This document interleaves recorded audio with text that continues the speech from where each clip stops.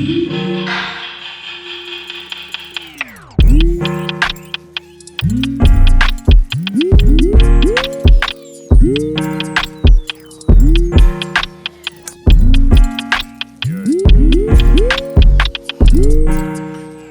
I don't even sleep, I just meditate in a better place. Cloud walking in the sky, tryna levitate. Finna get the cheese, my niggas never on they best behave. We just tryna eat, need fine china and some better place.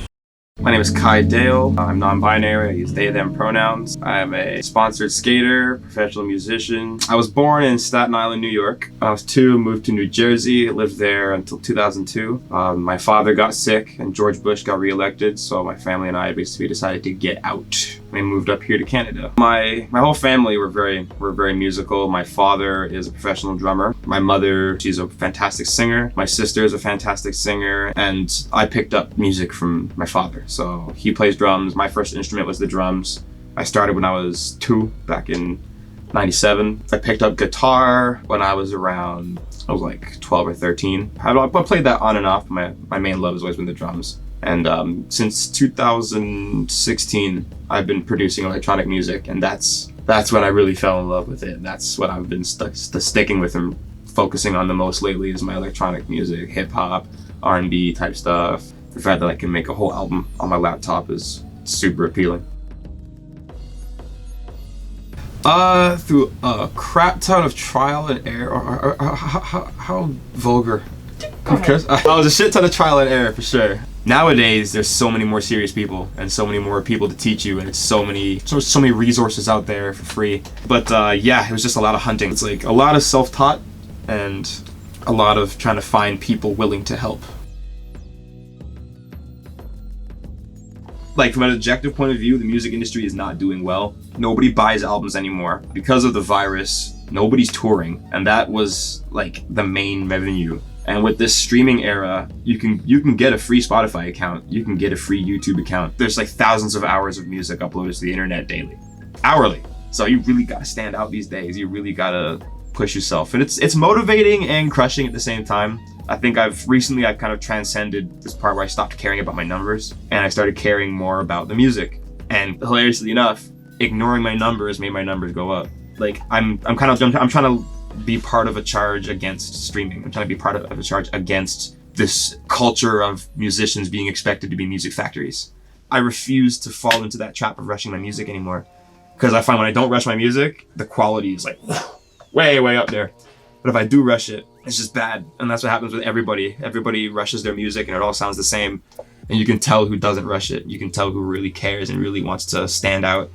And those people will go far. It's the future, it's so cloudy, the future of the industry, because so much is changing. Like the pandemic, for example, nobody could have predicted that shows would just stop existing. I definitely see a future in drive-in theaters and drive-in concerts. I feel like that's going to become a really commonplace thing now. What advice would I give? Oh, actually, I have 2 pieces of advice. One for musicians, one for consumers. For musicians, ignore your numbers. If you're just starting out, ignore your numbers. Some of the best producers in the world that I've heard in 2020 have less than 500 followers on SoundCloud. Some of the worst producers I hear in 2020 have 20,000 followers. That just goes to show you that numbers are irrelevant. You could be the best musician in the world and have 0 following, but that following you do have, they love you. And always remember that. It's the most hard thing to remember when you're first starting out, because you see all these people who are either you're really good and you're on their level, but people just don't know about you yet, or you were like me 2 or 3 years ago and you just literally were not good at the art yet that you thought you were, but the world was like, nah, you just ain't it yet. Come back to me when you're ready. It's just not your time yet, and that's okay. Just take your time. Use the time you have when nobody knows about you to try out different styles, to try out different things that might work for you, to try out different names. Maybe the music you're releasing would be great under a different alias, so try releasing under that. When nobody knows about you, that's honestly the best time to be a musician, because you have the world at your disposal and you do anything you want and not have anybody criticize you for it. The people that are famous, when they release something different, you've seen, like, everybody has seen this happen where somebody releases an album that's established, but it's not like their previous albums. the whole world goes in a frenzy and they're like, oh, what is this? And all these critics who think they know everything about music. When you're just starting out, there's no critics, there's nobody. It's just you and your music and maybe your friends. So yeah, just make it for you. If you approach it from that point of view, then your numbers will go up. I think I finally hit that level. After 5 years, I finally hit the level where I like what I make. Now the real work begins for me. I've tried a bunch of different styles, tried a bunch of different name changes. I've gone through all the ringer of establishing myself, of my identity as a musician. Now after that 5 long years, now I'm about to start the real journey. And that's the thing, is to not get discouraged by the amount of time it takes. And that's what, it's really hard at first, but then when you hit about the 5-year mark, something's gonna click in your head and you'll be like, oh, okay. It really hit me when I be hearing, whenever my dad is listening to something that I'm making or that my friends will drop. And this is a man who's been in the business for over 40 years. He still will be like, whoa, I never thought of it like that. Oh, that's a good idea. I never thought of that. I might try that. When you hear someone who's in his late 50s saying, I might try that, then you know that there's no end to the journey. And when you're seeking an end to the journey, that's when you're just gonna trip over yourself. You're not gonna progress. You're just gonna be stuck in this mindset of, I think I should be farther than I am, when you're exactly where you need to be. So that's the biggest advice I can give, is ignore your numbers. Advice I can give to consumers: cancel your Spotify premium membership and buy albums directly from musicians. Buy merch directly from musicians. Do not support these big giants, because they're the ones who are bleeding us dry. Please cancel your streaming service subscriptions, and if you need to listen to music, purchase it. Purchase the art.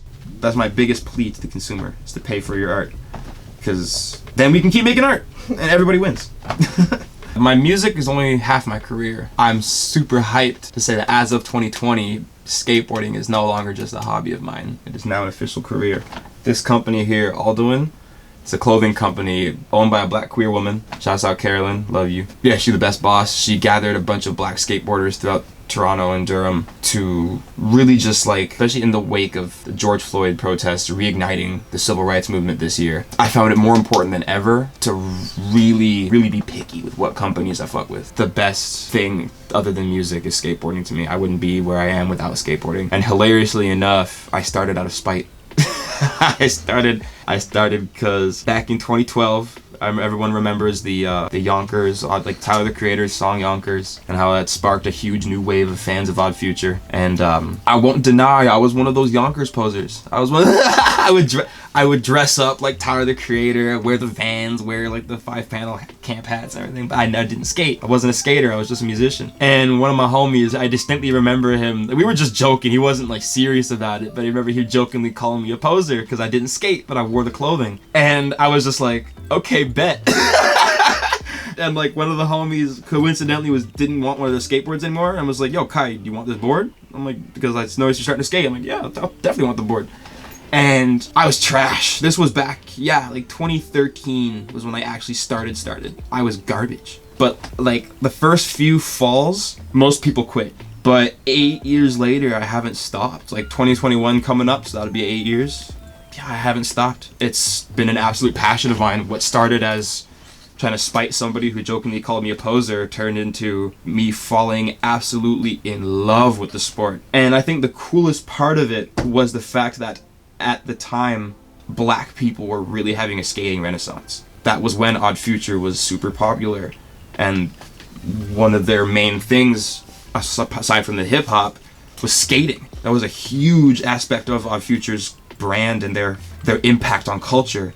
It spawned a huge wave of skaters that, like, all like the old Hesh skaters, they're all those like the old heads, they're all mad. They're all mad at all the posers and everything, and all like the Odd Future fanboys and everything. But like it spawned something massive. Like there's like from Odd Future, I learned about illegal civilization with writers like Nakel Smith, Kevin Bradley, Tyshawn Jones, like just like black people skating. And I was like, what? I thought this was a white boy sport.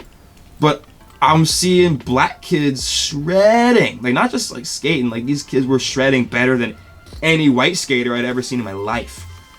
And it was mesmerizing to me, and that pushed me even further. I feel that my racial identity is a big part of my skateboarding. From 2013 to about 2016, I skated heavily. I live in Oshawa, Ontario, which is, the skate scene here is predominantly white. But for the longest time, I thought nothing of it. It was all good. I was a black skater, and the locals have black skater friends as well. Although not many, I'm one of like 3, maybe 4. Out of like 20 or 25 locals, I was like 3 or 4 of us that are black. It's not many, but it was good. There wasn't any racial tension between myself and them, because there was racial tensions for a while. When they were high, they were not like the level they are now, and things were pretty dormant.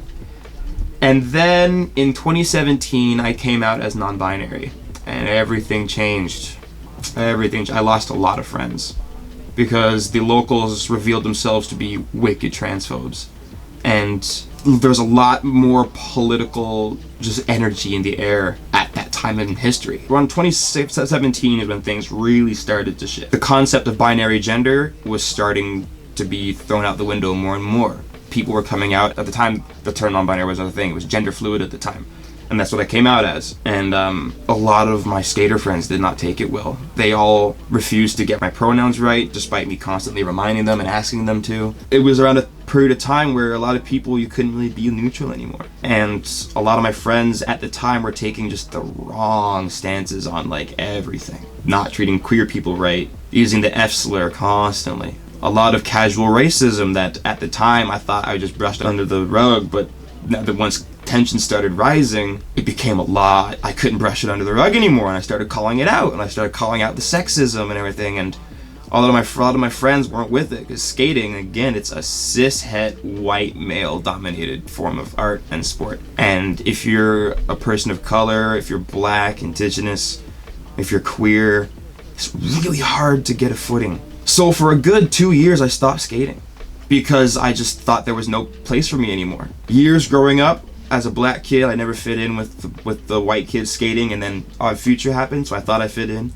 And then I came out as queer, and I didn't fit in with any of the straight people skating, so I just stopped. And then in about 2018, I fell in love with it again. And I directly credit Cher Strawberry. She's a fantastic skater, a trans skater, who started making big waves in 2018. And I've been a huge fan of hers ever since. Because she I directly credit her for getting me back into skateboarding. And I wouldn't be the skater I am now if not for seeing her just unapologetically skating, loving what she does, and not giving a fuck about any of these bigoted, transphobic cis men who I would see all the just brutal transphobic comments from all these dudes, and she just would push through it and just live her best life and keep skating and just keep doing it. And I noticed more and more all those shitty transphobes, they were all private accounts with like 100 followers, and Cher was just going up and up and up and making huge waves. And there's more people like me out there than I thought, and it's the coolest thing. And seeing that spark, it reignited my drive to be loud, regardless of what happens to me, regardless of what people think of me as a queer black person. Like Cher Strawberry and Unity Skateboarding and all the queer skateboarders that I discovered from there completely reignited my love for it, and now I'm just pushing, and I kept pushing and pushing and pushing. And then I think it was like early this year, I took notice of this company called Alduin. Black owned, was super on point with the black identity in skateboarding and trying to carve a space for black skaters in such a white area, like especially the GTA and parts of Toronto. The skate scenes are very white. Luckily, the farther west you go, like if you go from Oshawa farther west, there are more black skaters, which is awesome. But it's still all the main people are still very white. So seeing this company owned by a black gay woman, and they were looking for only black riders, I was like, yo, maybe I started going a bit harder. And I started working harder and harder. Like this year, I think I've evolved my skateboarding more than I did in the past like 4 years, just because of how much I love it. And now I'm thankful to say that I'm on their team. And it's been a hell of a journey from almost getting completely ousted from the sport, from how much bigotry there was, to now people directly crediting me for picking up a board, for continuing their music despite being black and queer, because they know that there's people out there there's more of us out there, because they realize that they don't have to be afraid anymore. And I think that's the most beautiful thing about this is like, for the longest time I was so afraid. I would go to the skate park and I would like, before I would go to the skate park, I would literally chip my nails, like the paint off my nails, just to not give anything away. And now I'll show up loud and proud, not giving a fuck. If someone's saying some fuck shit, if someone's saying just some bad stuff, I'll just call them right on it. And if they have a problem with it, whatever, they picked the wrong one. You know? It's like that. It's because we're at that point where I don't have to be afraid anymore. Because I know for a fact that I got a whole crew behind me that would absolutely be on my side. And the best part is that a bunch of my old skater friends, they saw the light. And this year, I'm getting choked up saying it, this year a bunch of my friends there's a bunch of friends who I'm like, fuck it, I don't care about them anymore. They're not friends anymore. There's just some bad people who refuse to change. But these motherfuckers, I see almost every day they're posting something about the current civil rights movement. Every fucking day. They personally came to me apologizing for their ignorance back a few years ago. And it was like the most wild thing to me. The fact that I was right. And it was just so validating, going years of being told that you're worthless, that you're not human, that you're an attack helicopter. Get a new joke, transphobes. Going years of that to finally having people tell you, Kai, I'm sorry, you were right. And to have people that look like you and are born like you look up to you. I'm not going to quit ever. I'm not going to stop. I'm never going to stop. And I don't think nothing is gonna ever make me stop except for a permanent injury, and even then I'm gonna find a way around it. I'm never gonna stop. I can't even separate music and skateboarding as in terms of what my number one passion is, because they're both so equal to me. They both tie into each other so well. Music is human, skateboarding is just as human. They're the two most raw human things I've ever seen come out of our species.